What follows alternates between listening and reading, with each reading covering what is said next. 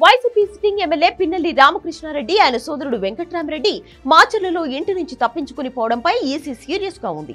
Assembly Lok Sabha ఎన్నికలు జరిగిన రోజు నియోజకవర్గంలో అల్లర్లు చెలరేగడంతో పిన్నెల్లి సోదరులిద్దరిని హౌస్ అరెస్ట్ చేయాలని ఈసీ ఆదేశించింది. ఇల్లంతా పోలీసుల నిఘాలో ఉన్న అన్నదమ్ములిద్దరూ తప్పించుకుని పోవడం వివాదాస్పదమైంది.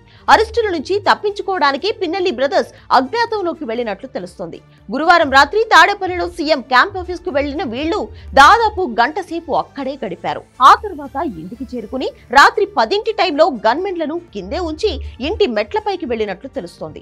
ఆ తర్వాత రాత్రి 2 గంటల టైంలో పల్నాడు కలెక్టర్ ఎస్పీకి ఈసీ నుంచి ఫిర్యాదు వచ్చిందన్న సమాచారం పిన్నెల్లి సోదరులకు తెలిసింది. దాంతో అరెస్ట్ తప్పదని భావించి ఇద్దరూ కలిసి తమ ఇంటికి వెనుక ఉన్న గోడ దూకి ప్రైవేట్ వెహికల్స్ లో పారిపోయినట్లు సమాచారం. మాచర్లలో ఎన్నికల సందర్భంగా పిన్నెల్లి రామకృష్ణారెడ్డి ఆయన సోదరుడు వెంకట్రామరెడ్డి హింసకు ప్రోత్సహించినట్లు ఈసీ గుర్తించింది.